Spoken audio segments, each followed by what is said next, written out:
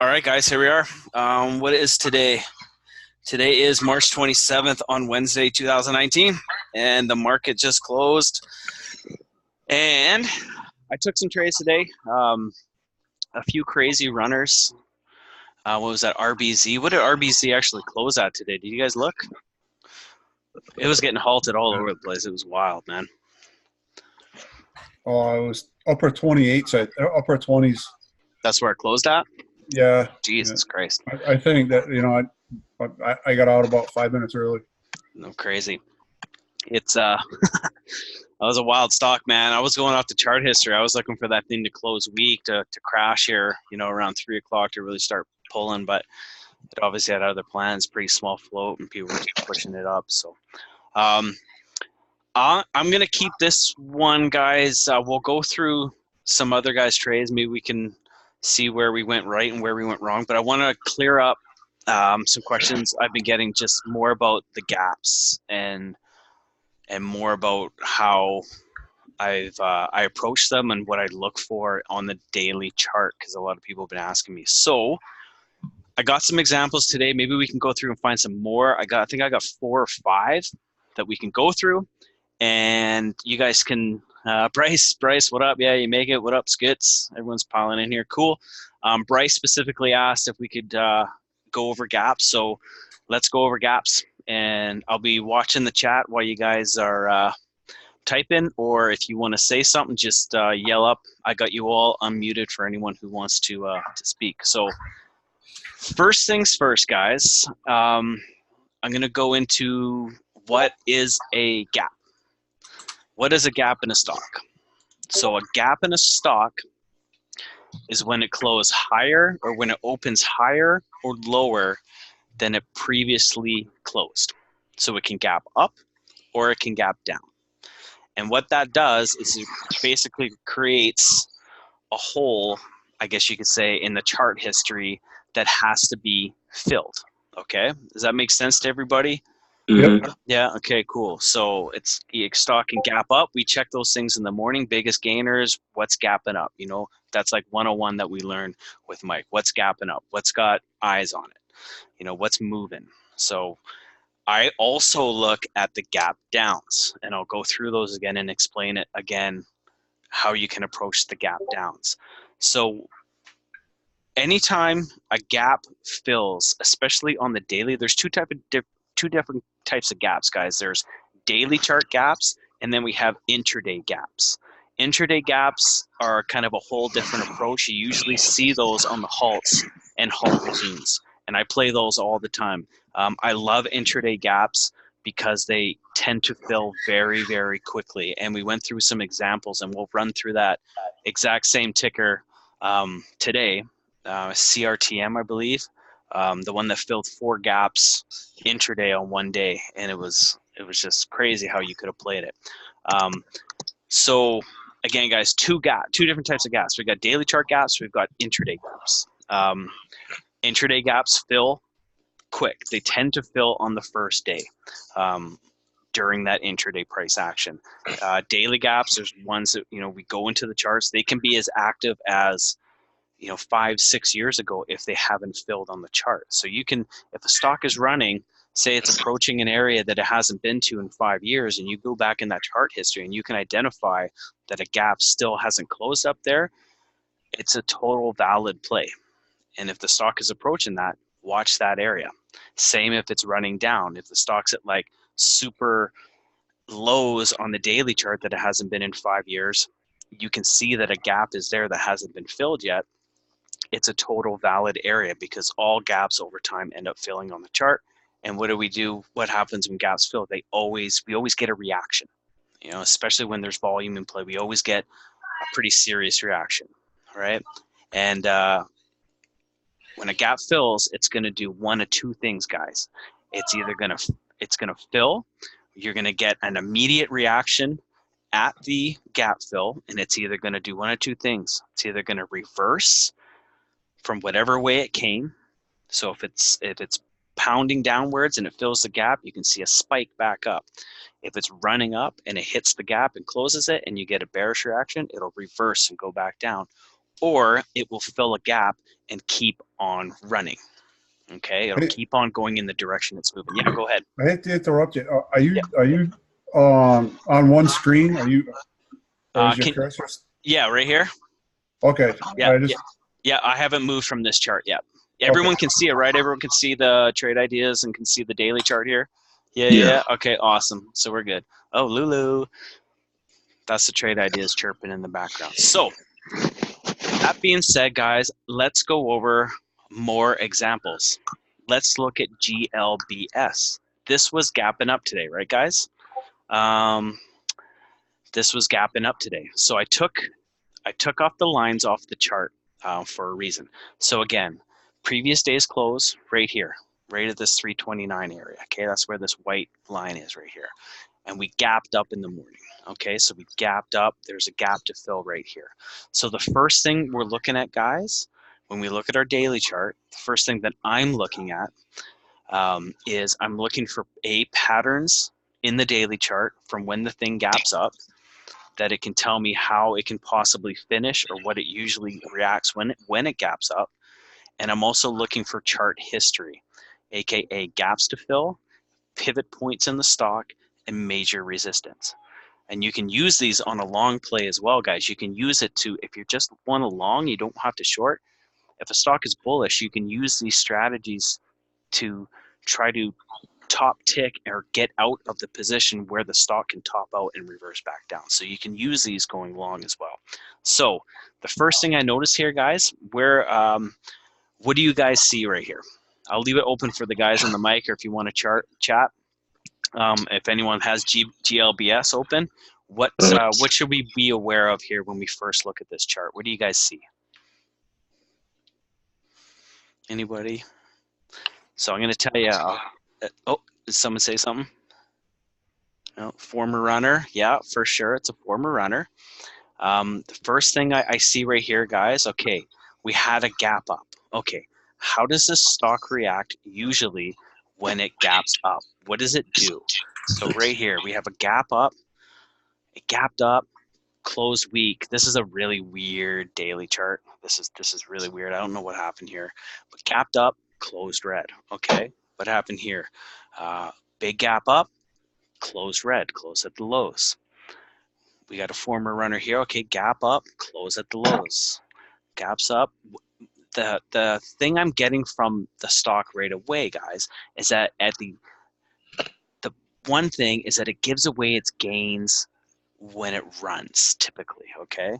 And a lot of times it closes red when it gaps up, okay? So I'm immediately kind of looking at this from a short bias, okay? See? Closes weak. See these? Okay, here we had a strong day, but we have some big wicks in here, right? So this thing is known for giving back its gains, okay? Is there audio? Did you accept the computer? Yeah, there is no, we're not on YouTube just yet. I'm having some latency issues with OBS. I'm trying to dial in the live stream so we can just do this all on YouTube.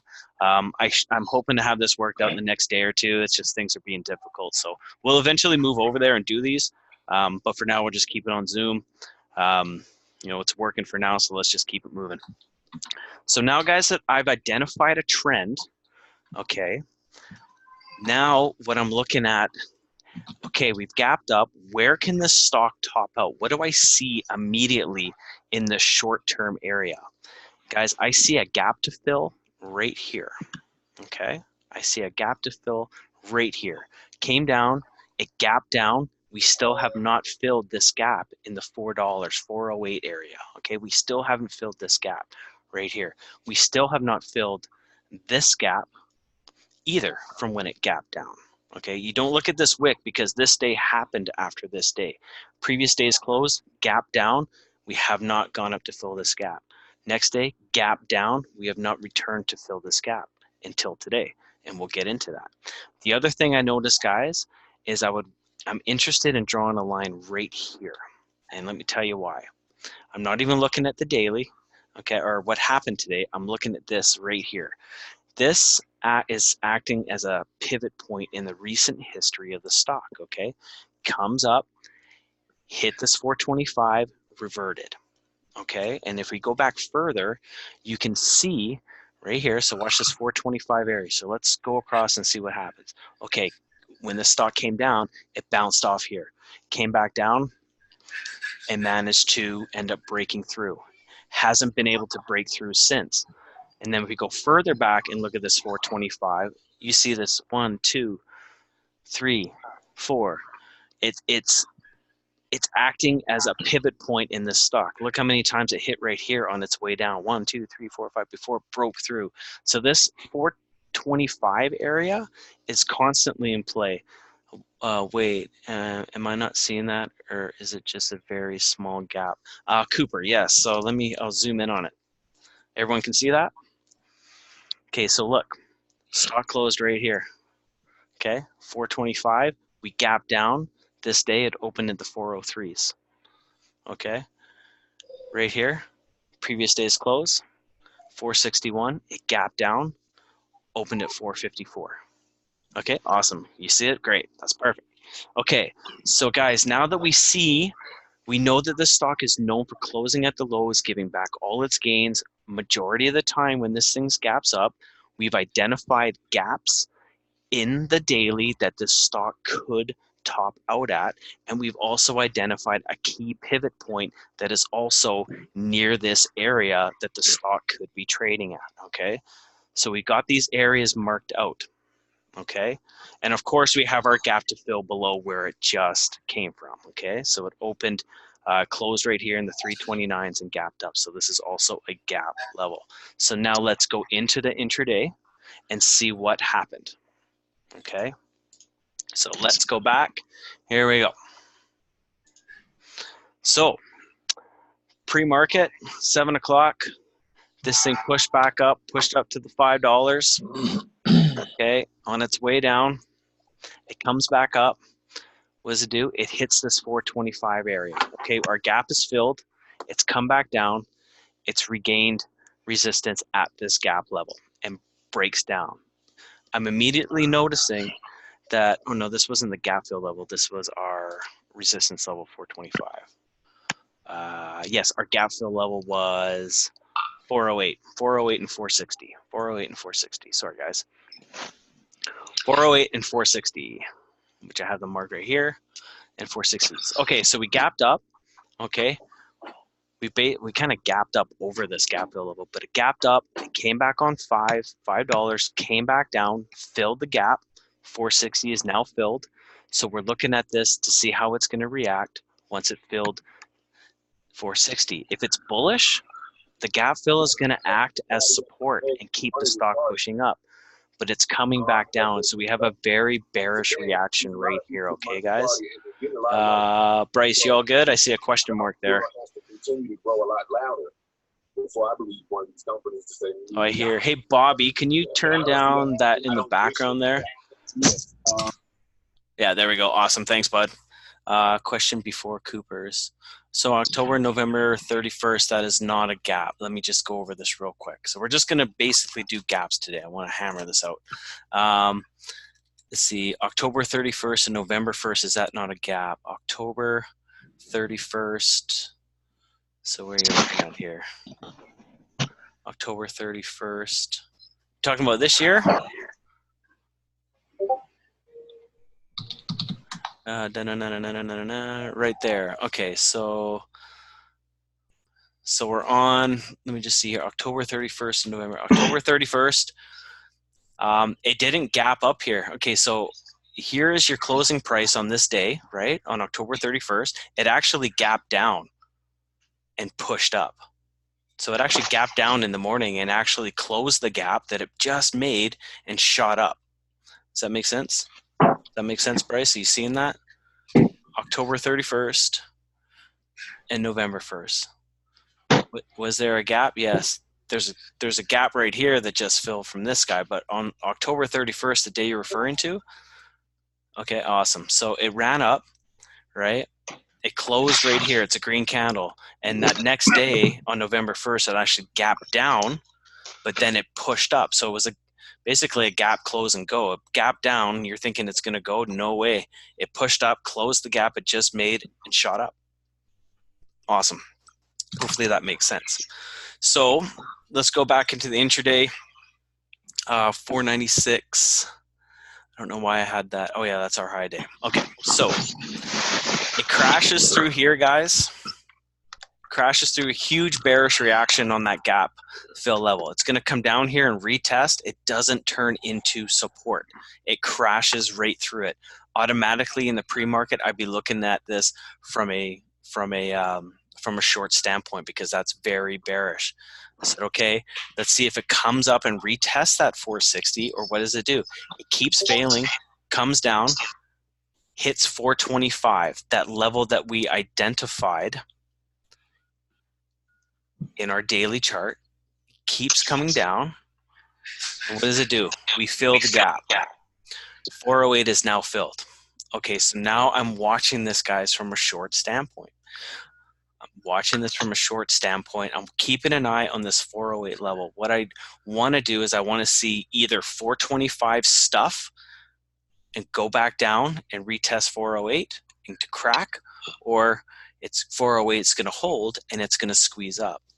So what does it do at the market open here, guys? So 9:30, we start pulling back right away from this gap fill level, and it pulls down, sells off. But what does it do? It curls back up, busts through this gap fill area right up to our 425. This technically was a gap fill reversal, guys, but it got ugly. You know, it wasn't a really clean gap fill. So are you setting alerts at 425? Bryce, this would be something I would be watching right at the open because you're so close to this gap fill level and major resistance. This would be something I would be watching right at the open for a play. I wouldn't be setting alerts. It'd be one of the ones on my main charts. It would be one of the ones that you'd have to keep an eye on, you know, right at the open, as you see, because it opened, guys, it opened. Where did it open? Right 9:30 right here. So we opened at the lows. It dropped down to where that 368 pushed right back up, but it couldn't break out past that 425 level. Okay, guys, does that make sense? That was major key pivot point in the daily that we identified in the chart history. Okay, comes back down to the gap fill level and then takes off from there. Okay, not the cleanest gap move, but we'll go over some super clean ones so it's a lot more clear. And again, guys, as far as profit taking goes, you can take it.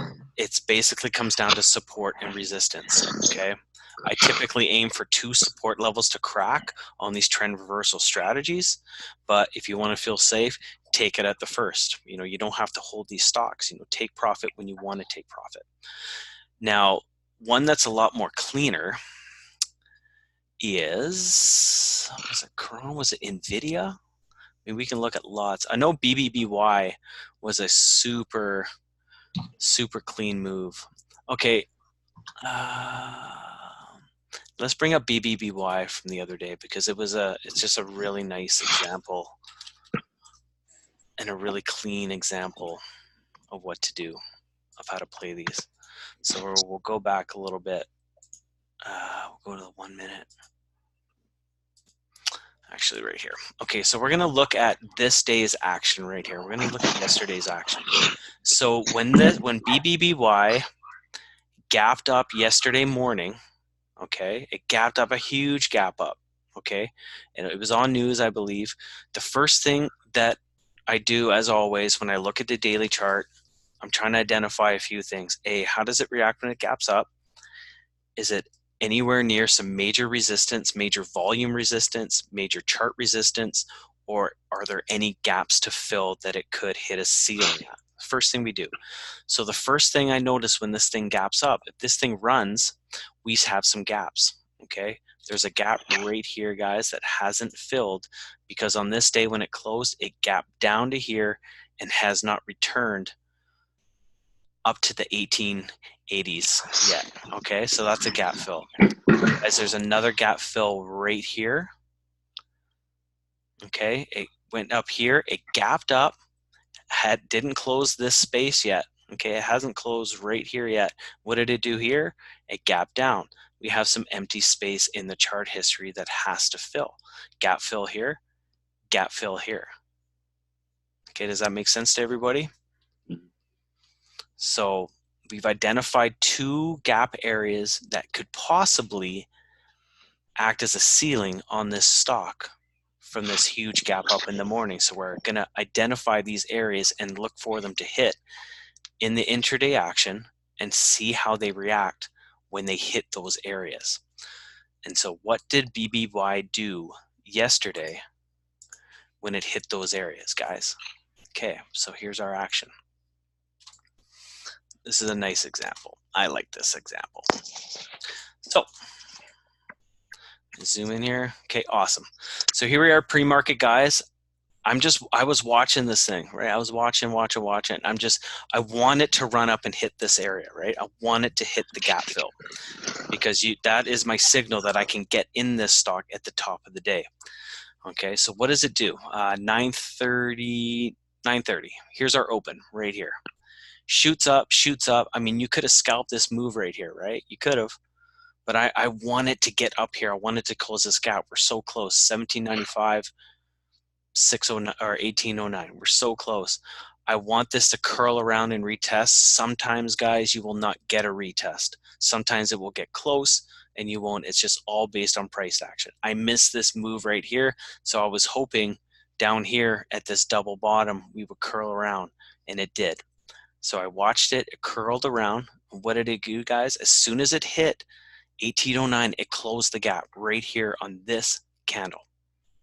And you see the reaction on the candle, huge rejection, closed, it closed 8 cents below, but that's a reaction. So now I'm looking at the next candle. How does this candle open and what's the reaction? A huge pullback down to 84. Okay, so off this gap close level, it immediately is showing me a bearish reaction. Okay, it's immediately showing that this area is strong. And do you go long as well or only short? Andreas, on this stock, no, I only went short. It was so close to this gap fill level, I was waiting for it to close. So thankfully I got the curl and it retested and did exactly what I wanted it to do. So now on this candle right here, guys, this is telling me, okay, I'm looking to go short on this stock. We're looking at a gap fill reversal. Okay. The buying volume is also lowering, guys. That's another thing I'm looking at. You know, if we're pushing up to a gap fill level, are we seeing the buying volume die down? Okay, we're also obviously seeing the buy volume, you know, almost dip in half. You know, 1.3 million shares on here. And now on this 941 candle, let's see right here, this candle right here, we got 580. So we're less than half, well, pretty much half the amount, and it keeps dropping, right? So now, guys, now that I know I want to go short, where do I go short? Well, this candle closes right here. I'm looking for a quick pop. Does it come up and retest this gap fill area? That's what I want it to do. It doesn't. It gives me a big wick right here. I went short right on this wick. And guys, that just comes down to time and sales. You know, I'm watching the tape, just like Mike teaches. Watch the tape, watch your level 2. And I'm also paying attention to the candlesticks. Does that wick mean that the gap was filled? Yes. So this wick right here, I mean, it could be a solid bar going up to it, right? It could be a solid bar, push into it, and then close right on the gap fill. You know, as long as the wick or the body hits that gap fill, it's closed. Does that make sense, Skits? Hopefully that makes sense. As long as it touches that gap fill area, it doesn't matter if it's the body or the wick. So I went short right in there, guys. And now what am I looking at? Now, for me on this play, it just comes down to support and resistance, right? So on this way up, where's the next level of support? It's very hard with this stock because there's not a lot of consolidation on the way up. It's very ugly, right? You want to see consolidation. I was looking at this double bottom right here because this is where it bounced off of earlier. And I believe that's where I got out. I'll have to check the chart.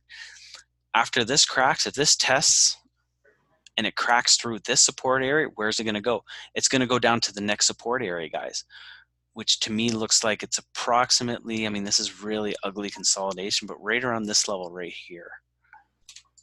Let's see how it looks over here. Yeah, and exactly, it played right there. So you could have taken that drop in here, guys. You could have covered into here as it comes so close to the support level. Again, it bounced up. If you miss that entry, you can take the retest of the gap fill level. Okay, the buying volume is dying, guys. It doesn't have the juice to push through the gap fill level. Did you go short as soon as it hit resistance, or you went in and saw a lot of? I went short as soon as this candle closed down here. So that was telling me huge weakness, right? It filled the gap. It couldn't get up there to retest the gap. Big, huge pullback. This candle right here, it wasn't even pushing up to test these two wicks right here. It wasn't even going to get up there. So I went there. Basically, I think I got in at like 1790s, somewhere in here. And I was risking high day. I was risking the gap fill. Yes, a lot of red prints on the tape. Yes, I'm watching the tape. What is really going through on the tape, right? What is going through on the tape? That tells you everything about, which way the stock can go, right? We learned that, 101 there at Mafia Trading. Learn to read the tape. So yes, I went in there. You could have sold for the quick drop down to here. If you missed it, you could have got the lower high right here when it curled around and went short there. Support level, what happens when this cracks? Boom, rejects, and then we finally break through, working our way down to this support level right here, guys. So when you are taking a reversal and you're able to get this at the top of the day, this chart is very ugly going up, but a lot of times when you look at the pre-market action, you can see it's very obvious where the consolidation and support levels are, where you should be, where you can take profit. And if you're not comfortable holding, take it for the quick drops. Okay, but you wait for the first test and don't only wait for it hitting. Risk is this and max is beyond retest resistance. That's what Andrea says. Yes, so I'm waiting for it to first test, right? I want it to fill. So the fill is basically the first test. Once it fills, now we get, okay, the gap has been filled. What's the reaction of this stock when it filled that gap? The next candle, immediate pullback. Okay, it wasn't huge. It was like 8 cents, but a big wick, right? So it pushed it back. The next candle opens. Is it going to get up there and retest? No, it's a bearish candle. It got to the high of this guy right here, which was already a weak candle, and dropped down. So right there on this candle, I'm looking to go short. So I'm hoping on the next candle we get a small pop that I can short into, or a retest of the gap fill area so I can get it as high at the top that I can. My risk, if I got filled here in the 1790s, my risk is only the gap fill level. Okay, I'll give myself a little bit of lenience for a fake out, but I'm only risking the gap fill level because I don't want this thing to reverse and push up, because that would be a gap close and go, right? We're looking for the reversal. So if I'm trying to get in as close to the top as absolutely possible. Perfect, that helps. Okay, awesome.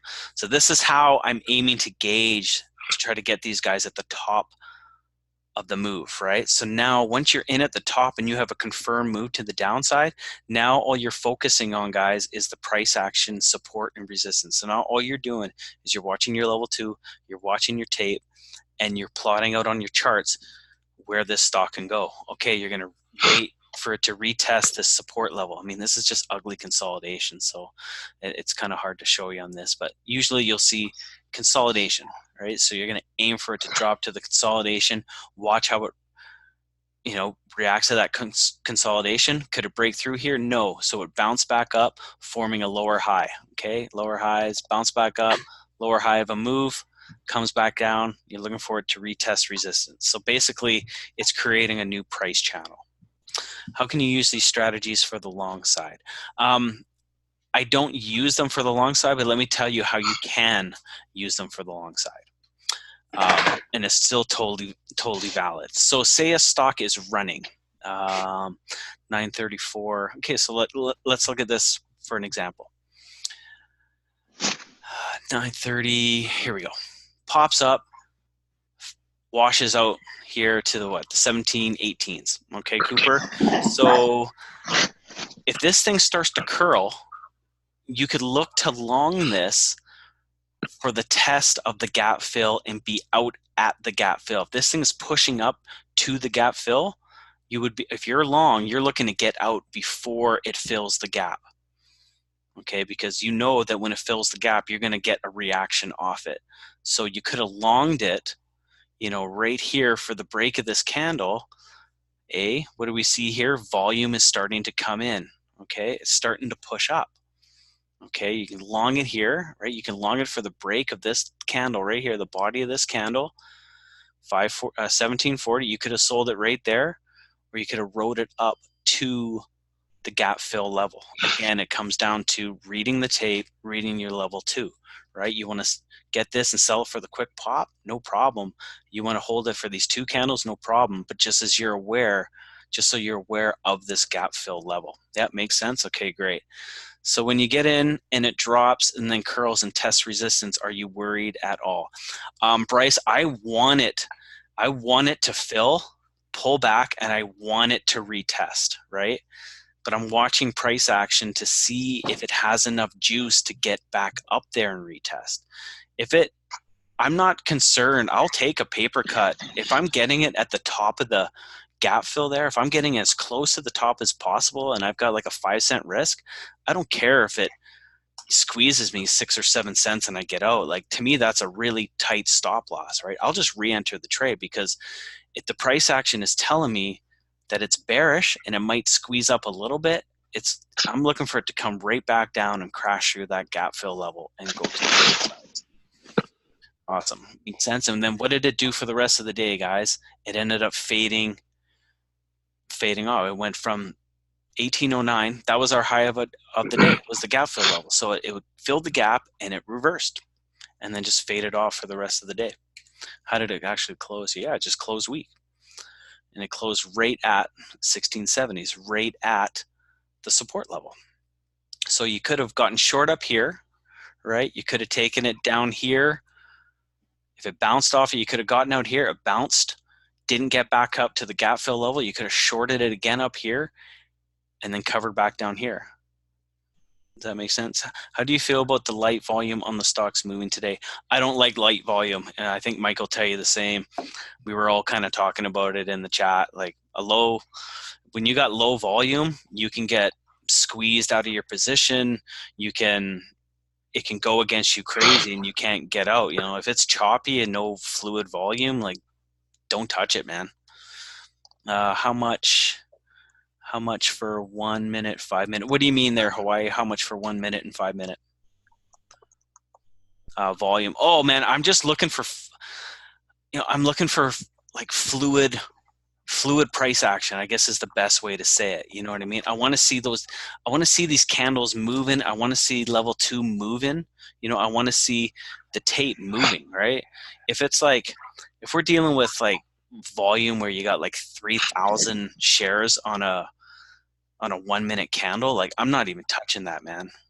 Yeah, I want to see volume, fast time sales. Yeah, I want to see price action going on in the stock, right? The more volatile that, faster the tape's moving, the bigger the move that we can see, right? And that means that more eyes are on the stock. Anything, I tried to short ALDX. I tried to short it right out the gate this morning and there was no volume, man. It literally moved, I think the first 3 candles, it moved like 4 cents. I got out of it right away. CTRM at the start was so slow. Yeah, it was. So that's how you could have played BBY. Again, a classic gap fill reversal. Really nice gap fill reversal. It's a super clean move. Let's look at NVIDIA. Let's see, what did we do here today?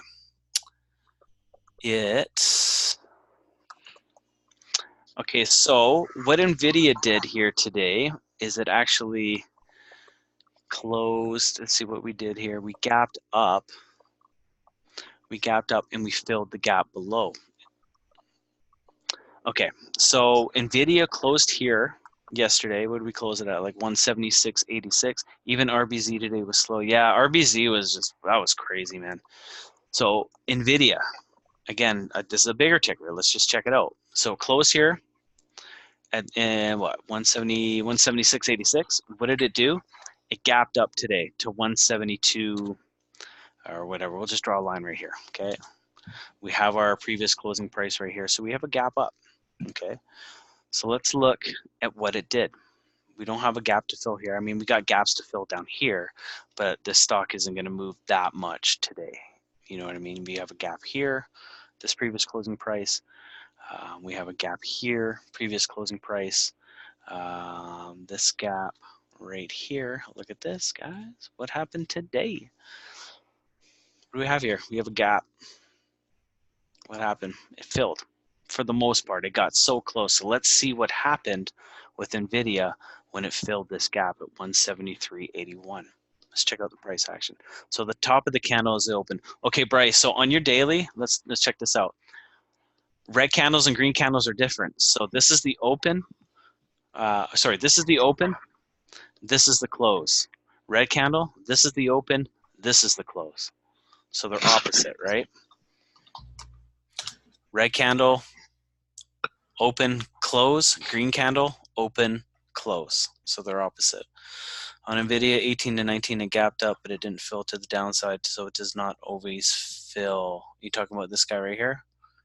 On the bigger tickers, guys, it can almost fill, and it's almost as good as a gap close. You should be watching these anyways. Sometimes the bigger ones will get within 15, 20 cents, and then they'll just automatically reverse. So no today, 18, 19.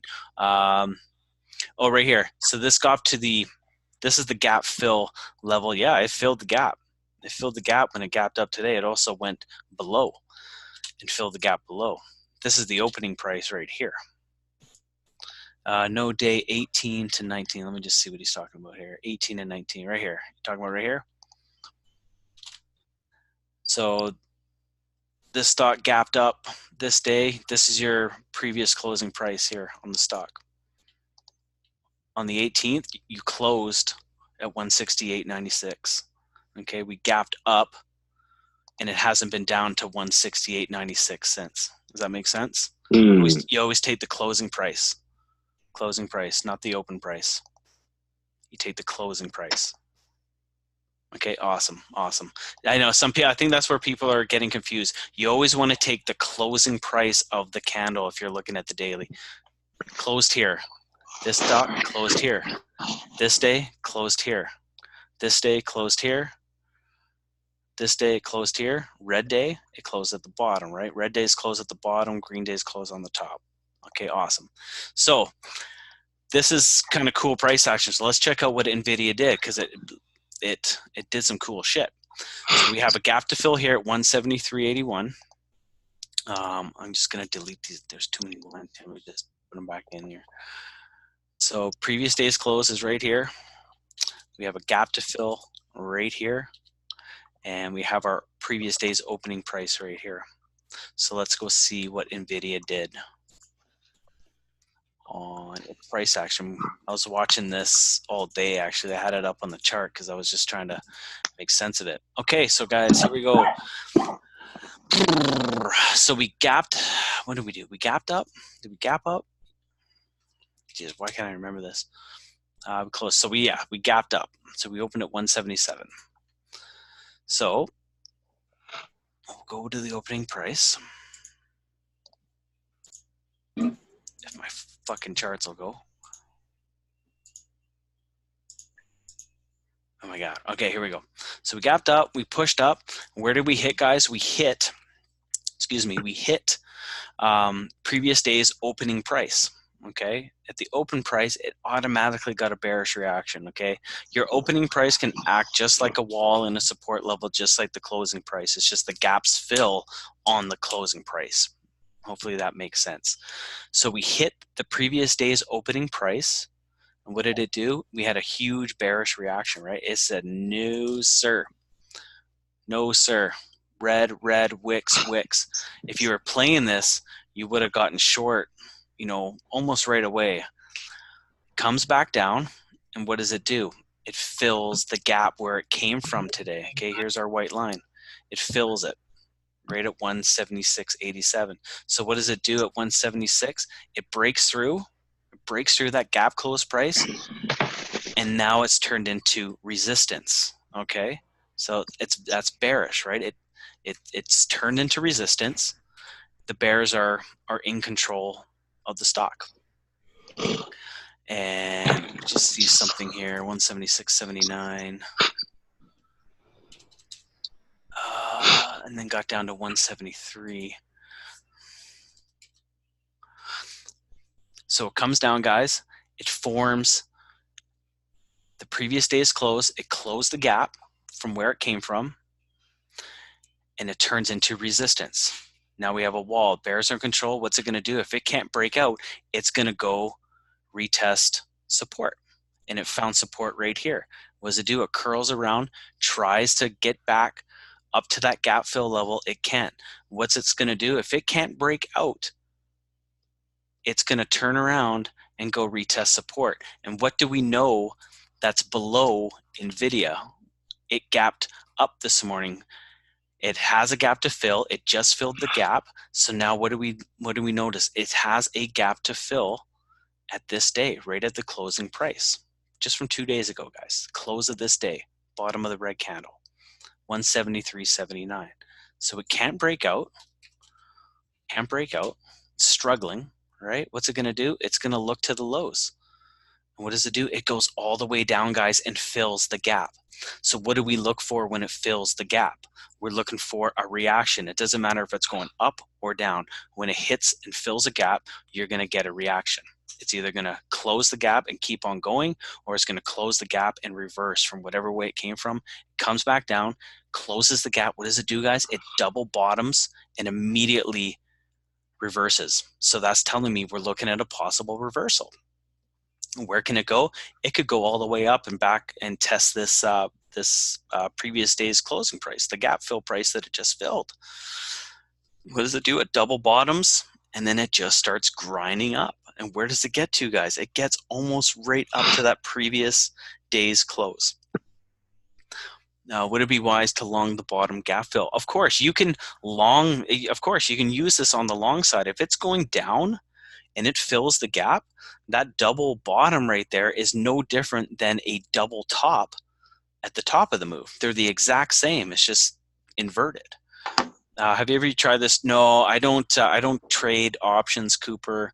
I use gaps on everything, man, like Tesla, Netflix, Boeing, large caps. They all respect their gaps.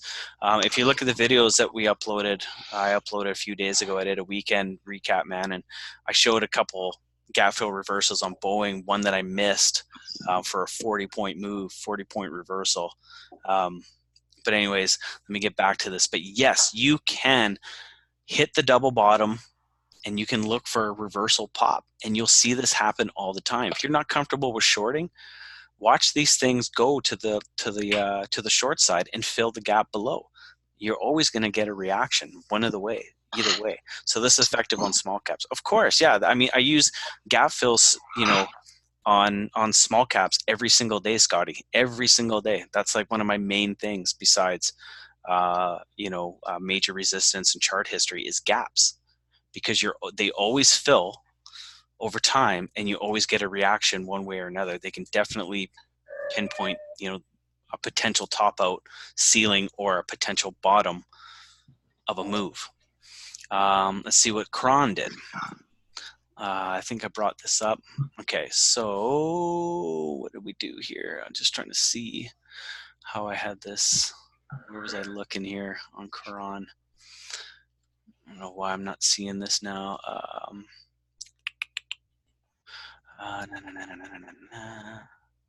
Where am I seeing this? I don't know why I had Cron here. Keep in mind of the spreads too, John. Yeah, of course. Yeah, spreads were nasty. I'm sure you guys saw today on RBZ. The spreads sometimes were almost like a point. It was insane. Anybody that took that stock was gambling, man. Bad. Okay, so here's a good example of a gap fill. Oh, actually, no, it didn't get up there. I'm trying to find some other examples here, guys, of gaps. I'm going to stop for a second, and I'm going to open up the mics. You guys can ask questions. I'll watch the chat if you guys have questions about these gaps. and it's just so I can clear it up. I'll just wait a second. If anyone wants to hop on chat or type, I'll just chill and we can go through it. Like, try to find these other examples. 50-cent spreads will kill your shit. Yes, they will. Just trying to bring up some biggest losers and gainers and see if we can identify some more reversals. Let's see what moved today. GLBS, we already checked out. SNDX, let's see if it did anything as far as gas goes. CTRM, yeah, okay, let's go check out CTRM. Okay, so this was an awesome play. It was crazy the other day. So let's see here. Oops, go back to the daily.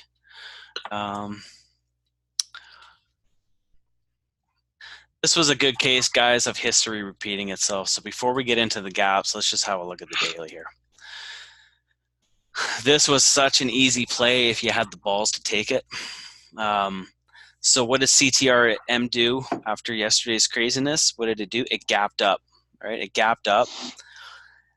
And what I was watching this thing all day. I mean, I didn't trade the thing, but look how similar this price action is here, guys.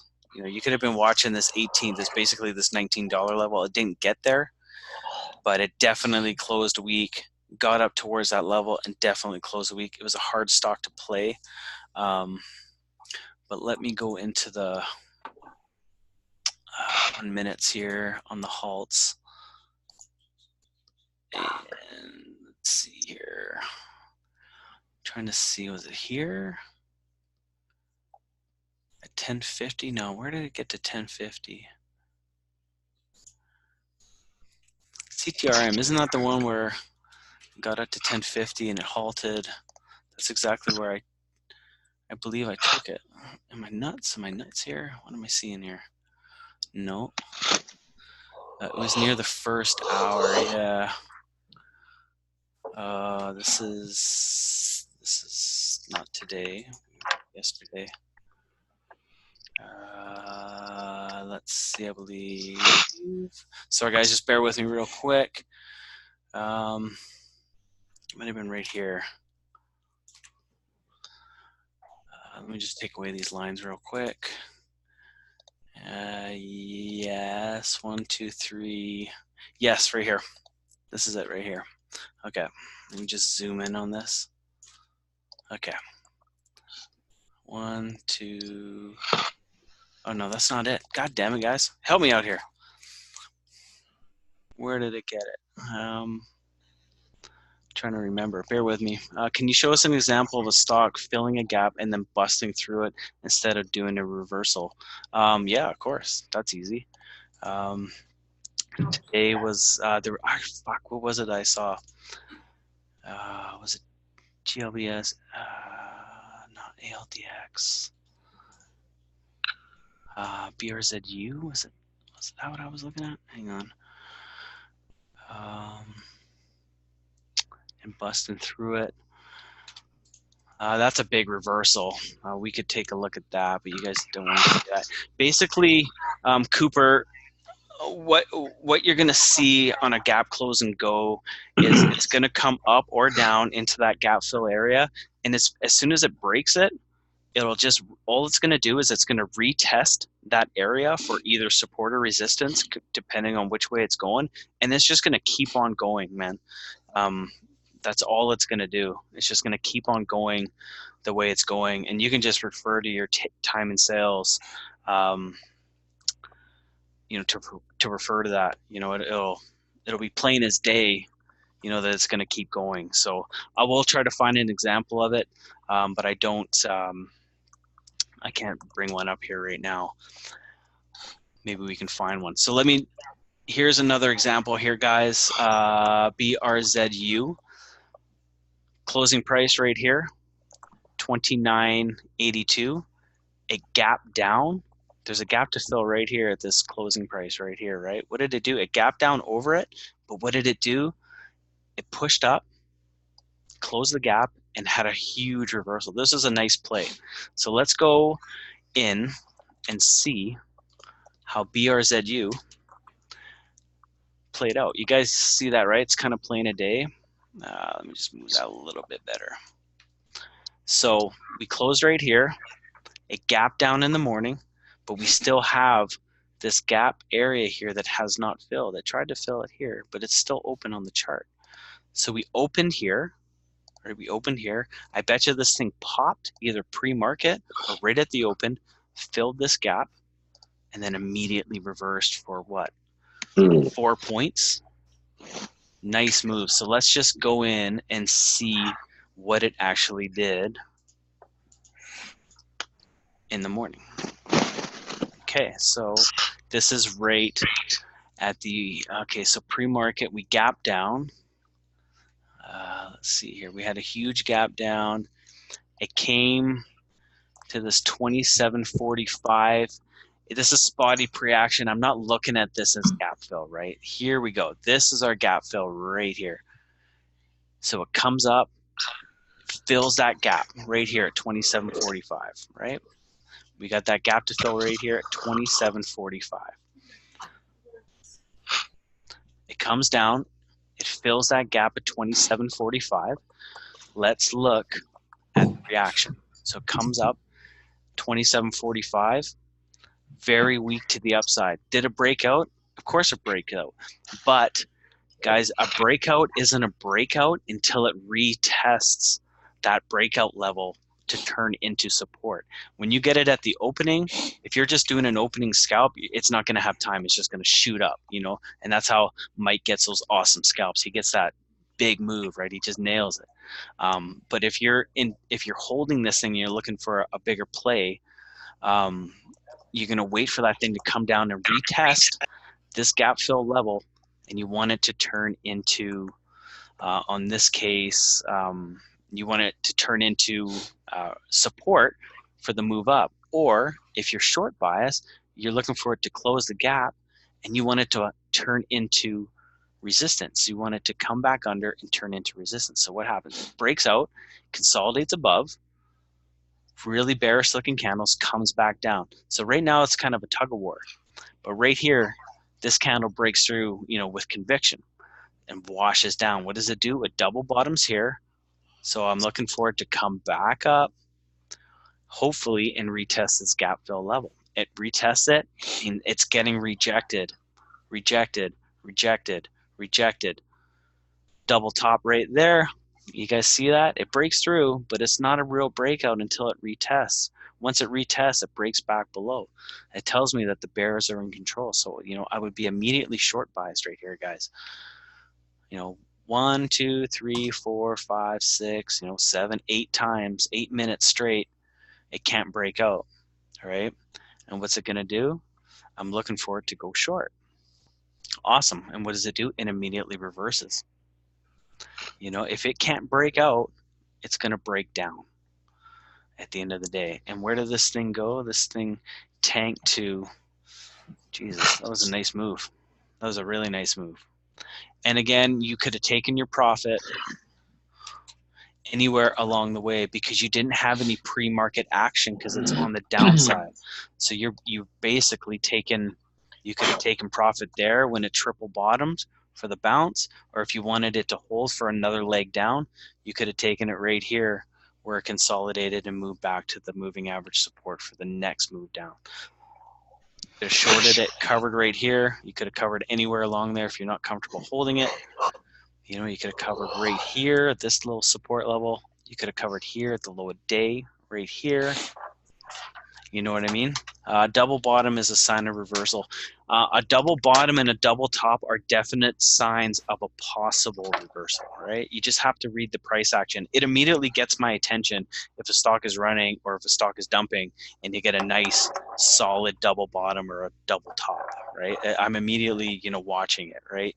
Especially at the open, man. If it like pops and it gets this huge, that's big double top, I'm looking to go short on it, right? Because it's not breaking out. It's basically had two big candles that almost like the exact same, hit the wall. I'm looking to go short. It's not a definite sign that it's going to do it, but it's something that you should be watching. You know, I do like those double bottoms and double tops. And as you guys go to read more charts, you guys should be seeing these all over the place.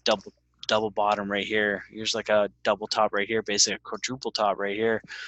Flat tops right here. Can't break out, can't break out. If it can't break out, where's it going to go? It's going to break down, right? Simple and easy, guys. Just study the gaps. And remember, when you on your gaps, remember, red candles, the close is at the bottom, right? Green candles, your close is at the top. If a wick comes down and closes it, it's closed. You know, here was a super tight gap fill area, but it hadn't filled yet, and it was a wicked play. You know, you can't play all of them, but if you were watching this, you would have had an amazing play. Amazing. So there's not too, I mean, we can keep trying to find examples here. Why was I looking at Cron? Why did I have it up here? Because Cron gap down. I was looking for it to fill the gap above in reverse, but it didn't. Hang on here. Let me just zoom out on this chart. It might have. Let me just see something. Why do I have this area marked? 1830s. Be patient with me here, guys. Yeah, I don't know why I had this area marked. It's 1857. So what I'm getting is gaps, support, resistance, level 2, time and sales. Yes, Hawaii, that is just how I approach things on the short side. Again, you can use it on the long side as an area that a stock can run to. You know what I mean? But just pay attention to the gaps on the dailies. If you just want a long, just make sure you're aware of them. You know what I mean? Because you won't want to be stuck holding a position when those things close, because you're always going to get a reaction either way. And I would say probably 80% of the time they close in reverse. I'd say maybe 20% of the times they close and keep going. Just always be aware of them. You know what I mean? Trying to think of some other examples. I think I brought this one up last time. Was BA. So check this out, guys. This is the day I was looking to short this thing, and I wasn't paying attention to BA like I should have. This is the day where they had all the airplane went down and all that. So I was looking to short this thing. What I wasn't paying attention to, guys, was when we opened right here. When we opened right here, it was selling off. And one thing I didn't notice, guys, was right here, man. Look at this. Look at this gap fill right here. Right? Everyone can see that? This gap hadn't filled yet. Okay, we closed here, we gapped up here, and it had been running up here. This gap hadn't filled yet. So check this out. It opened, it sold off, right? People were getting out of the stock. It basically closed this gap. This is right at the open, and it reversed, man. And it went from $365 up to $400. Had a 35-point move, and this happened in like 20 minutes. So the gaps are still totally valid on large caps, mid caps, small caps. They respect them. You know what I mean? You always get a reaction when these things fill. The amount of money you could have made. Oh my God, yes. It was a huge deal, and I didn't notice it until the end of the day. I think I posted about it in the room, how much I fucked up. And I wasn't watching it. I was playing some other stuff and I wasn't keeping an eye on it. But that goes to show you guys, set alerts. If you're watching something and you're busy doing other stuff, set an alert for the gap fill. That way you get an alert when it does hit, so you're aware of it. You know, set it, 5 cents away from actually filling it, so you get an alert, and then you're being reminded to go look at the chart, because that was a hell of a move. This sold off right at the open. It filled the gap and just went off, man. It was absolutely crazy. So that's it for gaps. I don't mind keep going over them. We can do more sessions on them as the week progresses here. I'll try to make some notes and go over them again on the weekend. But I just wanted to go over those today. Can I get on the mic? Yeah, of course, man. Yeah, you're Cooper. You're unmuted. I don't know why you're un you're unmuted. Just activate your mic. I don't know why you're. Oh, there you are. Hey, champ. What's up, dude? Yo. So with the Boeing, the huge gap down that we see there, Yeah. and then it tried to fill it. Will it eventually go all the way up to the top and fill it? Will it eventually? Oh, go right here. Right here. This will be your gap fill. Would be the closing price right here. Yes. Are you talking about this guy right here? No, the previous one. Yeah, that one right there. All gaps fill over time, brother. Gotcha. They all fill. I mean. And so, is that just something that you like? You take that as like support or resistance, and like, so say if it I don't know, had one day where it like shot up to that that gap there, like you could short the stock there, right? And you definitely could, but you're going to wait to short. You're not shorting just because it filled it. You want confirmation first, right? So it fills the gap. Now, like I say every time, it fills the gap. Okay, now what is the stock's reaction when it filled the gap? You know what I mean? Did it have an immediate pullback from it? You know what I mean? Did it, and same with low cap, you know, did it fill the gap and pull back, you know, 10, 15, 20 cents? Okay, we're getting a bearish reaction off this gap fill. I'm watching it on the short side. When this thing filled, when I went down and when I went back and I watched this action, when it filled, this thing filled, and I think it bounced like something like, oh man, it must have been like 2 points on one candle, and then it just took off. Okay. And it just ripped right back up in like, you know, 20 minutes or an hour max. I think it made this move back up. It was insane, man. Gotcha. And so you're judging it off the initial reaction that it has, like as soon as it touches the gap, right? Exactly. Yeah. As soon as that gap closes, I'm looking to see the reaction. Okay, are we pulling back? Is that gap close acting as resistance, right? Did we get a big pullback off it? I want to see, if I'm short biased, I want to see that thing close. Or if I'm long biased in this instance with BA, if I'm looking to long BA here, I want it to close that gap, and I want to see a big bounce, right? I want to see a healthy bounce off the gap close level, right? Mm-hmm. And then best case scenario, it comes down and retests, and then you take that bounce up. You know what I mean? I love it when stocks come around and retest the low or retest the high. Okay, so you're looking for them to retest, not to just I want them to retest, because that on the retest, now that I know that it had that reaction, I want it to retest so I can get as close either to the low a day where the bounce would be in this case, or the high a day where the reversal would be. That makes total sense. And then if it retests and then breaks through, that's like when your stop loss would be hit, right? Yeah, I mean, I wouldn't even enter the position unless I have that reaction, right? Like, I'm not even trying to enter it until I know that I'm getting the reaction that I'm looking for. Or, you know, this stock could have came down right here, closed the gap, consolidated here for a second, and just kept on going, right? There's more gaps to fill down below, or there's gaps all over the place that need to be filled. So I don't enter the trade unless I have confirmation, right? Okay. I need confirmation. Okay, damn. Yeah, that makes total sense. Does that make sense?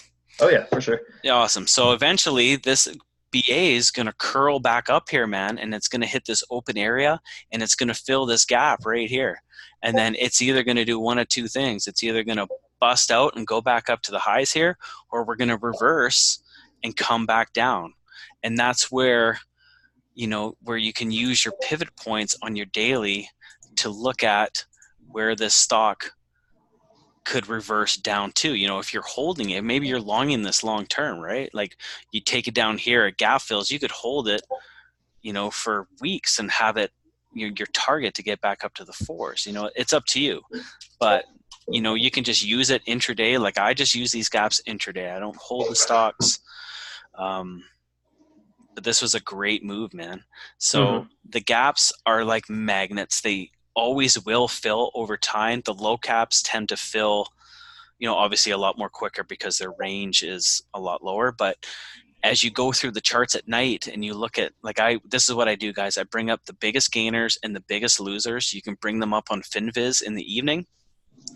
Look at the stocks that move the most, right? Look at the volume. Look at the ones that move the most. Don't look at the ones that have 60,000 in volume and bullshit like that. That's a waste of time. You won't get anything out of the charts. Look at the ones that move the most, and then go into the charts and identify the areas that that you're learning about. Look for the gaps. Look for the resistance areas. Look to identify these key areas in the stock, and then go into the intraday action and see how it reacted at those areas. And the more you do it, the better you get at it. I'm just going to go back to a few questions. You can stay on the mic there, Cooper. It's all good. You got any more questions? Oh no, that answered it. That answered it and some. So thank you. Okay, yeah, it's all good. Let's see here. Consolidation with the magnitude of that kind of gap cover in a short amount of time, would it cause a halt? You talking about Boeing skits? You talking about this one here? Yeah, I think no, because these stocks move so much, man. To get a halt on one of these would have to be insane. Yeah, okay, Hawaii just said that, right? The hops happen at 7, 13, 20%. If this thing got halted, man, this thing is like moving. Like it's moving. Let's see. I would love to see a halt on this stock. I think everyone will pile into it. Can you go over AMRS? Yes, sir. Let's go check out AMRS and check it out. I got some lines drawn on here. Let me get rid of them. Let's see what we're dealing with. Okay. Let's see here. Bryce, are you looking at today's action or what? Let's see here. So AMRS. Oh, what do we got here? Okay, so looks like it hit all-time lows. Okay, so just show me exactly what you do when you pull up stuff. Okay, so if AMRS was gapping up, so I come in the morning, AMRS gapping up, I'm in the pre-market, it's on my gap scanner. I want to look at it, right? So I go to AMRS. First thing I'm looking for, okay, it gapped up. Okay, how does this thing react when it gaps up? Well, I can see right here, last time it gapped up, it closed pretty strong. It had a nice green day, and it was followed by a few more green days and pushed up. What did it do today? It gapped up, had a big green day. We could see another green day and push up. So that's the first thing I noticed right here. The next thing I noticed, let's go back a little bit and see if we can see some more gap ups. I mean, that was nice. This thing is a multi-day runner, right? So this thing can run. As we've seen in the past, it can run multiple green days, multiple green days, multiple green days, multiple green days. Okay, so I'd be looking at this as a long bias, right? I wouldn't be looking. It's telling me that it can run. It can have multiple days. Next thing I'm looking for, man, is I'm looking for possible gaps. Okay, if this thing runs, is there an area where it could fill a gap? Well, what do we see right here? The first thing I notice right here, we've got a gap to fill here right at 310. Okay, if this stock runs to 310 and it tops out there, that could be a nice area to look for a possible reversal on a short. Okay, we don't have a gap to fill here because this guy filled it right here. We don't have a gap to fill here because this guy filled it right here. But we gapped up from here, so we have a gap to fill right here. This would be a target area right here at 310. Now let me just draw a line here at 240 where it topped out, and let me go back into the chart history and see. We got to go way back here. Here we go. So at 240, $2.40 back in 2017 is the last time this stock traded at this level. And what do we see here about, 214 right here. What do we see about this price level right here? Well, last time it came down, it acted as support. It busted through, and then it came back up, acted as support, and then bounced off it. And when was the last time this stock was down here? Was back in 2017. Okay, I believe so, if I'm correct. Last time this stock was down here was at that time. You betcha. So that tells me that this 240s area, if I'm looking at this pre-market, is keep an eye on this area. Okay, you guys can see that it came down, it busted through, came back up, consolidated here for half a month, and then started pushing up. And we haven't been down at these levels since, right? It's been, what, 2 years? So I would have gone back and I would have noticed that right there because it's close to where we're trading. Okay, it's close to where the stock could potentially go. And I'm not just drawing that because it topped out there. I'm drawing it because it's in the chart history. Does that make sense? Does that make sense, Bryce? Okay, awesome. So now let's just go into the intraday action and see what happened when it hit that 240. I believe it just ran right into it. I mean, it closed pretty strong. Okay, so check this out. So 9:30, here we go.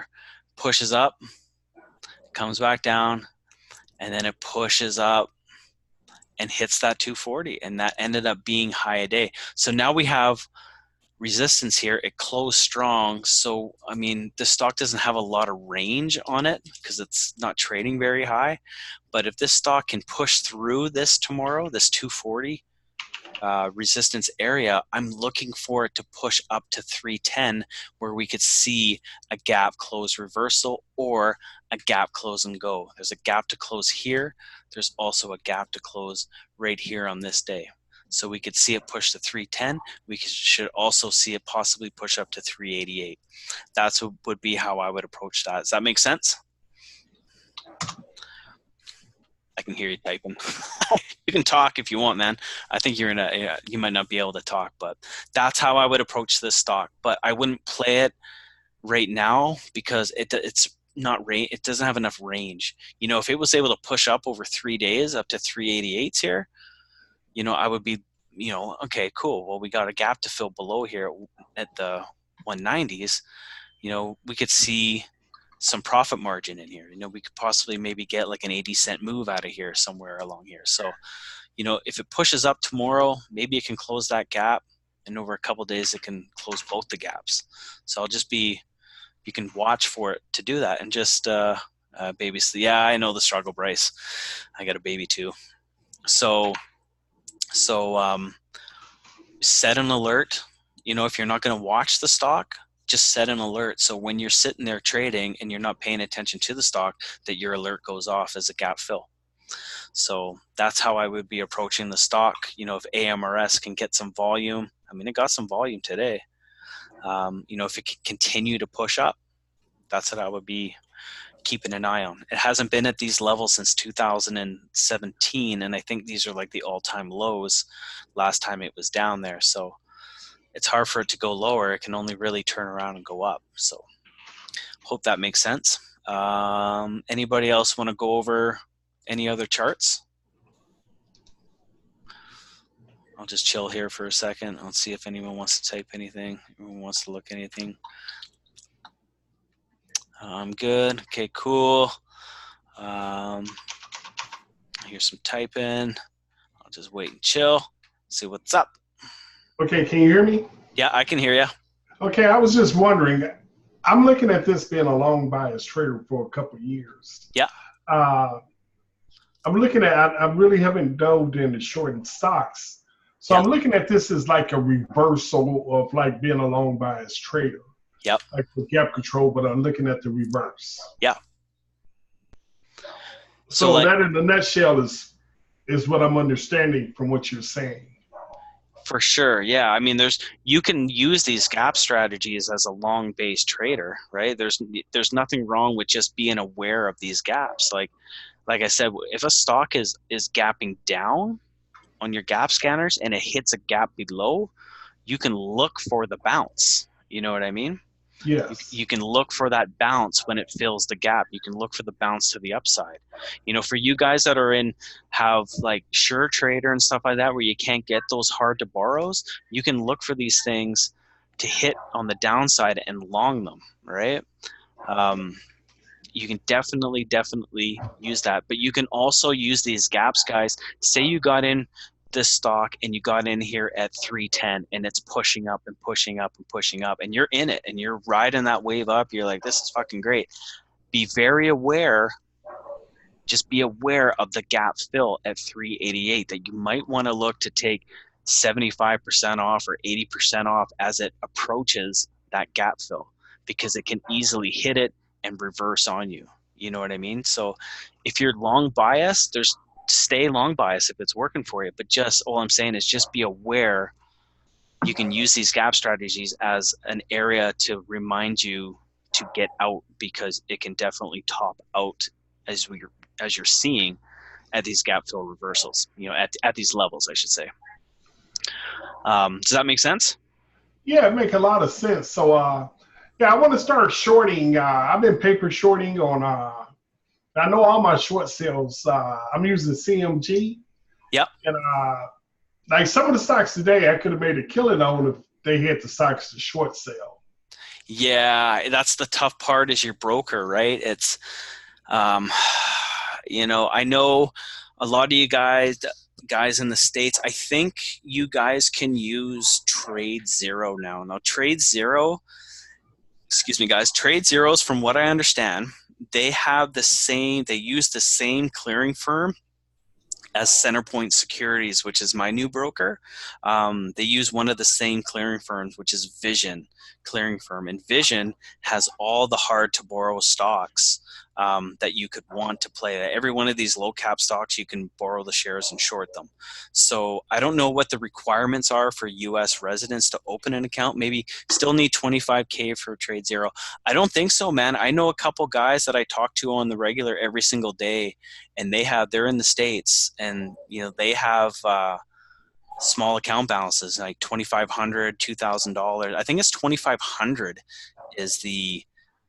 is the minimum amount, but you're still under PDT.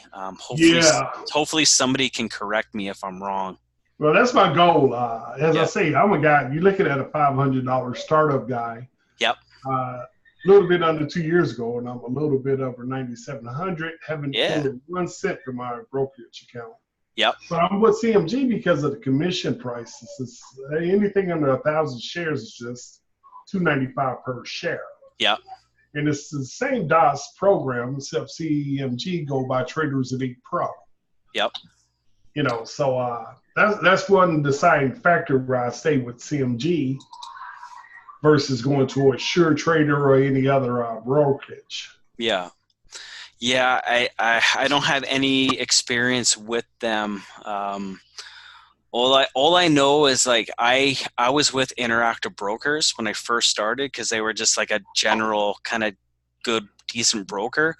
But as I found what I was comfortable with trading, I was like, I can't get these hard to borrows, man. Everything that I want to play, I can't play it. So I had to pounce on the ones that I could play. And I just had enough. I said, I need to move. If I'm going to get serious about shorting, which I really enjoy and I want to focus on, I got to go somewhere where I can focus on that. And I'm not worried about the fills. You know what I mean? I always have access to any stock I want to short, right? Exactly. So. Yeah, that's my intention. Actually, I'm starting to feel thrilled about seeing people short stocks. Yeah. I was always interested in it, but I always said, why switch up on something that's been working for me? Yeah. And I'm a person that take few trades, and I try every trade that I take when I do trade, I look for that 25 to 50% bounce. Yeah. That 3-to-1 profit loss ratio. Yeah. Yeah. And I don't go on just the momentum of just a mob. Yep. Because through my experience when I first started, I blew a few $500, $800 accounts. Yeah. And I chucked that to education, being a newbie. I still consider myself a newbie. Oh, me too. Me too, man. Me too. I'm only 3.5 months in trading, man, and I'm still super new at this too. I'm learning every day. Next year I'll be 2 years, but I paper traded on Thinkorswim for a year. Yep. And I was like 70. Well, actually, I was like 52.3% profitable. But I look at my commissions. Hey, I'm like a little bit under break even. Yep. So I had to get, and plus my goal is to get to PDT. Yep. And once I hit PDT, like in the mornings, I came to the point. I know how to find my hot stocks, hot news. Thanks to a lot of guys, a lot of books that I've read. So I know how to scan for my own stocks, find the low flow, see where the volume at, look for the hot news, use other websites to find what's going on. Yep. But I always interested in shorting. And when you talk about the reversal gaps, yep. That's the reverse of me. I've been a long bias trader is what I look for too, the double bottom for the reversal. Yeah. So just flip everything upside down, and there you go. You're almost like a shorter then. Exactly, man. You can use these strategies. I mean, there's nothing wrong with being long bias, man. There's absolutely nothing wrong. Oh, I want to be able to do both. Yeah, exactly. Yeah, there's nothing wrong with learning new strategies. I mean, I am trying to get better. I actually longed a stock today. I said it in the chat room. I actually longed. What did I long here? Yeah, because Mike, he kind of pissed me off today. I was on Twitter yesterday, right? Yeah. And I didn't know he made up a new doggone Mike at Trader Domain or whatever. Yep. So I thought somebody was trolling him. Oh. And he didn't tell me. I only got so pissed at him. Oh. Dude. I'm protecting Mafia Trading, and he like, oh yeah, we changed the name. Like, oh my God, I'm gonna choke him.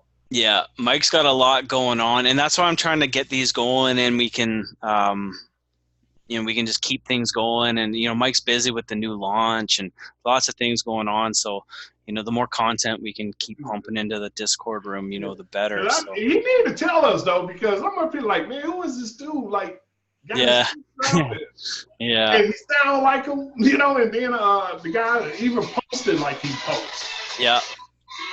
So I was just thinking all of that, and I actually messaged him and said, dude, man, you got a troll on Twitter. Oh, is that where that came from in the room? Yeah, and I said, he said, send me the link. I sent him his link. Like, gotcha. Yeah, man, do something about this dude. He's like, man, that's me. I forgot to pay. Okay. So, guys, I'll run through my trades real quick. I'll run through a few of them here. So, yeah, of course. I plan to continue this, guys. Did you take all your funds from IB to your new broker? Yes, I did. Yeah, I completely closed my Interactive Brokers account. It took a long time, a lot longer than I thought it would. But yeah, I emptied it all, and then I got set up just recently, like the other day, with Centerpoint, and I'm still getting used to, their structure and stuff like that. But luckily, I'm still using DOS. So here we go. So AXSM, guys, I have been playing this for a few days. I played it this day. I don't think I played it yesterday. Maybe I did play it yesterday, but this stock is trading back at its all-time highs. Let's see if I can just zoom out on this thing a little bit more. But I fucking hate this DOS charting, man. Oh my God. Okay. So it's trading back up at these levels. I believe this is the highest it's ever been. I don't know how far more back I can go on this thing, but I've been watching. I want to transfer TD money to Trade Zero International. Yeah, I mean, wiring money isn't an issue. So I was watching. I'm trying to figure out what my approach was here on this stock. I was watching this stock to top out in these areas. I took this guy pre-market, and where did I think I covered right at 16. Yeah, that's exactly what I did. Okay, so this stock, it gapped up, it hit 1731, it came back up. I was looking for it to retest the pre-market highs. Now, I don't like trading pre-market, guys, but if the play is there, I will take it. But this was very dicey, and I probably won't ever do this again. I took it, I believe, on this candle right in here, and I covered as it was approaching this $16 level. It was a pre-market gap fill, and it filled it. And as it was coming down here, I said, if this thing fills the gap at 16, I'm getting out I just don't feel comfortable because this stock, if you look at the history, it's known for curling. It'll bounce and it'll curl right back up and come up to the highs.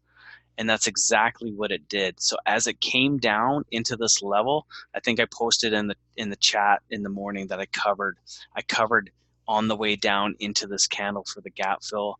And what did it do? It filled the pre-market gap, guys, and again it reversed. It went up towards the highs. I was talking with Jonathan about this, and he was debating whether to take it there in the room or not. But it came back up, couldn't make the highs.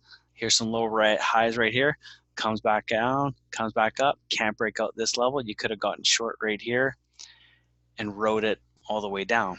But you guys, this is pre-market, man, and the volume is really dicey. I kind of got mad at myself when I entered the trade.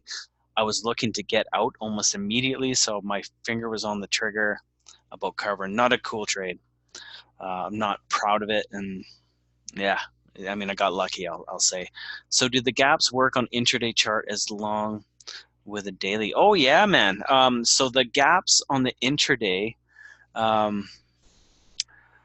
what stock got halted today? This is bugging me on the CRTM. CRTM is the one that, like, this was yesterday, wasn't it? Let me look in the chat room for 1 second, guys. I want to just look at the charts because, like, I posted it and I'm pissed off that I can't bring it up. I want to bring up these intraday gap fills to show you. I thought it was CTRM. Let me just look at the charts. Mafia Robinson charts. Let's see what's up here.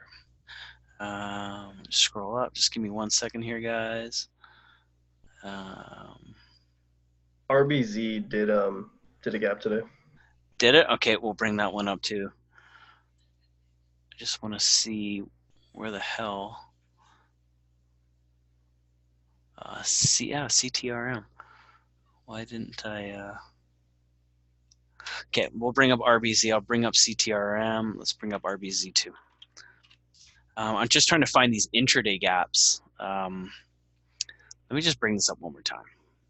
Give me a sec here, guys. And this was yesterday at 7:41. So it'd be 9. What are we doing here? It'd be 9:10:30 yesterday.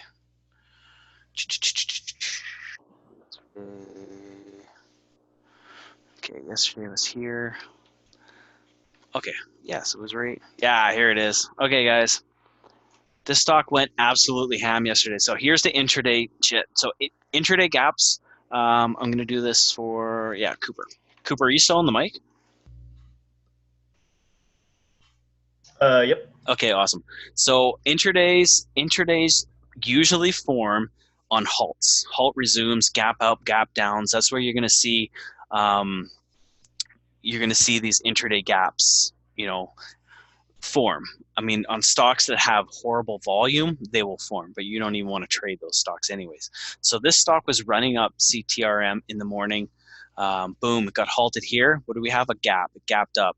It ran again. It got halted again. What did it do? It gapped up. It got unhalted. What did it do? It ran. And what did it do after it unhalted? It gapped up. Okay, so here we go. We got, on the run up, we got 1, 2,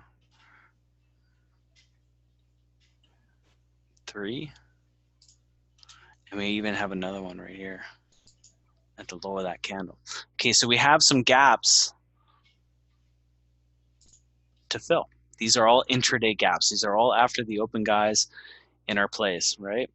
So I caught this thing. I top ticked this on the wash. I covered back down. So on the way down, we have intraday gaps to fill. Okay, so after we drop right down, what does it do right here? It comes back down, gaps down, comes back down, we fill the gap. What do we do, guys? We get a reaction right here. It's not turning into support, or sorry, it's not breaking through and turning into resistance on this red candle. It's coming back up, gap fill level. The candle right here turns into support, okay? we're looking for a reversal. It came back down here. The gap close level closed. It's now holding support. This could possibly bounce. And what does it do? It bounces. Okay. And what does it do when it bounces? It fills this gap right here. Okay, it fills this gap.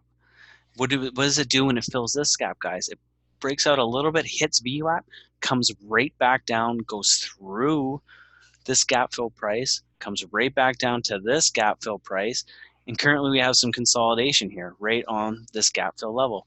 So when this did this, I left it alone. I wasn't even watching it for the rest of the day, and I went back to it and I saw it was creeping up. I'm like, oh my God, it filled that gap, it filled that gap. And I'm like, I wonder if it's gonna like keep pushing up to fill this gap. And what did it do, guys? It pushed up and it filled this third intraday gap. What did it do when it hit this intraday gap? We immediately had a reaction, right? It's acting as resistance. And what does it do? It reverses gap close reversal back down. And where does it go? It goes back down to the previous intraday gap level. Okay, breaks through, yes, comes back up, turns into resistance. Okay, we're looking for another move down. Nope, comes back up. Okay, so you had some moves here you could have capitalized on. Close the gap. What does it do? Reverses. On the downside, what does it do? It closed the gap, bounced. Okay, so there you have one to the low side, bounce if you're long bias. Here you got one on the short side, boom. And then what did it do later on? Here's our gap fill right here. After it filled this gap right here, it reversed, consolidated, and started to squeeze up. And what did it do, guys? It filled this gap right here. And what did it do? And here's a good example for someone who wanted a gap close and go right here. So it came back up, it closed the gap right here. What does it do? We have a battle going on here, up and down. Nobody's in control here. You're thinking that the bears are maybe in control. It's holding under the gap fill level, but then all the volume starts pouring into this thing, pushes up. So instead of reversing, this thing just gap close and go. It came up, closed the gap, consolidated, and then kept squeezing it and pushing up.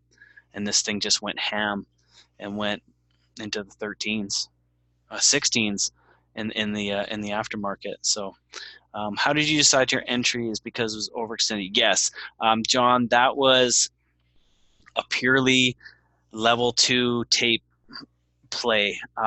It was the third halt. If you guys notice watch stocks, when they get second halt, first halt, second halt is usually good if they gap up and you're looking for a push. If it gets halted the third time, I'm personally definitely looking for it, to retreat to the downside. All right, I really am. To me, it's just, I really am. But I want you guys to also notice something, right? Where did it top out at? Right here, 1018. Let's go back into our intraday, and where did that candle top out at? I believe it was 1050. Look at that. That's another thing I had on mark. See that? Previous closing price right there. So it gapped up, and I was watching it for a quick squeeze to see if I could get it up towards here, and it pushed, closed that gap, and I got it right at 1055, and I knew that this thing was going to get halted again. Third halt, totally weak. Red was coming through the tape, and I got filled right when it got halted. So you see how that was like a mint play off the previous day's close price. Does that make sense to everybody? That was a way you could have played it. Yeah.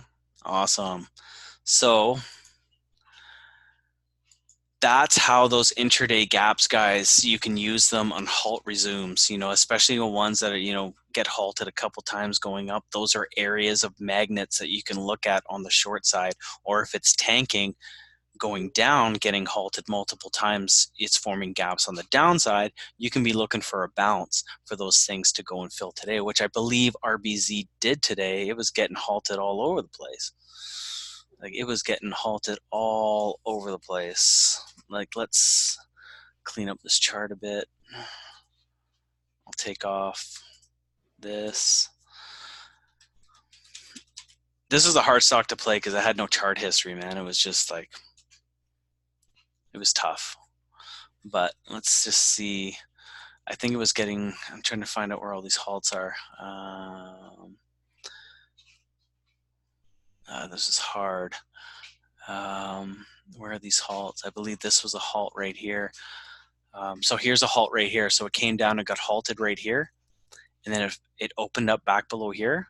So we have a gap here. So what does it do? It tries to push up. It almost closes it. It closes it, gap, close, and go. Right there. There's a classic long to the gap down from the halt resume. Does that make sense? Sorry, I just missed that. Did you buy into the halt? Yes, I bought into the halt. I saw it was about to get pinned. I saw it bounce up right to that level on 1050, and I hit fill, and I got filled literally right when it halted. It was the third halt. You know, it was red going through the tape. I said, I got to get in here. It was a huge spike, and I got filled right there. Yeah. It was a dicey fill, but like I was pretty confident that it would turn around to the downside. But holy fuck, the money was made on the reversal at the bottom, filling all those gaps on the long side. Like you could have made so much money if you took the initial bounce and just played it going up. Lots of halts here. I'm trying to find them all on RBZ. I'm sure you guys get the point, right, on these gaps. I'm always around in the chat room. What is up with the stunks? I don't know what's up with Hunt and RBZ, man. I'm hoping Mike can go over it on the weekend. What's up with Hunt? You know, why is the stock moving, you know, $80, $90 with like no volume, right? Hunt is like dries. Yeah, it's crazy. I mean, is it still halted? It was halted this morning. I believe it's on a T12, you know, probably like a week before it comes unhalted. Yeah, trading halted. So that'll be very interesting. I'm very curious to watch where this thing actually opens up. Like who wants to guess? We should take a pool in the chat room where this thing's going to open up, and everybody puts in like $5, but you have to nail it on the dollar. Unlisted. Did they unlist it? No. Did they? Did they get unlisted? Get out of here. No? Oh. Is that your guess? It would be something fun to do in the chat. Yeah, I don't know. I honestly don't know, man. Hopefully Mike can kind of tell us, you know, how that happens. It's just like DRYS, but to me it just seems weird how a stock can run like that on such little volume. So it's an account killer, pretty much. I'm curious what's going to happen to those people stuck. Dude, these people stuck in longs are going to get fucked, you know. You know that this stock, I think when this thing comes unhalted, I think it opens like down here, like $10, $12. Like they're gonna, if you were actually chasing, if real people were playing this, like I think this is all insider stuff, but what do I know, man? I'm new, but it was trading such small volume that, you know, I mean, we did see real people were trying to play this thing, so, you know. Yeah, I've only been trading live for 3 months. I started in October. I joined Mafia Trading in October, at the end of October, and I went live January 1st of this year, to answer your question. So, yeah, I mean, it'd be cool. I'd like to do a little thing in the chat room. I'd kick in $5 to guess a dollar number to see where this thing opens. Bro, what the hell? I've been in this game for a year. Oh, dude, don't even stress that, man. Like, trust me, dude, there's so much to learn in this stuff, man. Let me tell you guys, we'll wrap up the meeting here, but let me just tell you something real quick. My first month trading, I was all over the place. Like, I'm in Mafia Trading, and I'm trying to get these scalps, and I was getting the hang of it on VWAP washes, all that stuff. But like, for my personality and for what worked for me, I was struggling at the open. Like, it would be 9:29 in 45 seconds, and my fingers would be covered in sweat, and my heart's pounding. You know, my fingers on my stream deck ready to get filled, and I'm just like, fuck, you know, like I was stressing out, and it just, yeah, sounds familiar. And it just, for me, I wasn't comfortable in it. And it's just what works for you. So I had to find a way to take, you know, Mike's core, you know, how he approaches the market and like a robot and all the things, little things I've taken from Mike. And I've had to focus more on the short side because it gives me time digest a stock that's running, especially on the momentum scanner today. Like what came up on the momentum scanner? There was a few stocks that were great. Was it IMTE? NMCI. What the fuck was it here? Yeah, NMCI actually long this thing. I was gonna short it, but it got halted right here. I got halted. Yeah, it got halted right here, and then I actually longed it right here on this candle. It dropped and then immediately squeezed up, and I sold it like right here. I mean, best case scenario, I should have just shorted it here at the 430s and wrote it down. But I always feel super stressed before the market open, just trying to find plays. Yeah, I mean, it's natural to feel stressed at the open, man. It's not easy, right? It's Mike's. He's a robot, man. He kills it. And there's a few other guys in there that really kill the open. Like Purin does really well at the open. It clicks with them, right? It works with their personality, and they're great at it. But for me personally, I struggled with it. But I still use what Mike teaches and his approach and just his attitude towards the market and his whole foundation of how he approaches. And to me, it's like, it's helped so much. You know, the more you try to learn and cram into your brain, I think the less successful you can be at this trading stuff. If you just keep it simple and streamlined, the more you can be. Purin is God. Yeah, it's super helpful. Yeah, he's great. Great. That's what I like about the chat room, man, is we got a whole bunch of guys in here, but a lot of us trade different ways. And if we can all learn from each other, we all benefit. So I think we might wrap it up there. I'll leave it open on the questions. Anyone want to ask any questions, say anything? I'll keep an eye on the chat here. Mics are open. You have great ideas for, yeah. Yeah. So yeah, I mean, basically the way I trade now is I'm not looking to take 30 trades a month, right? If I'm just trying to wait for the supreme setups and take like 7-8 trades a month and size into them and just keep my win rate super high by being super picky. So if I can't get it at the very top, as close to the top as I can, I won't chase it down. I won't take it. So this was a great session. Awesome. Glad you enjoyed it, guys. So I'll leave it there. I'll let the video process. I'll upload it later, and it should be in HD format. I'll put the link in the chat room. Today it'll probably be processed into HD by tomorrow. So I'll post these every single day that we do them. So other than that, guys, I guess we'll leave it right there. Sound good? Awesome. Peace out, guys. We'll see you in the morning in the pre-market.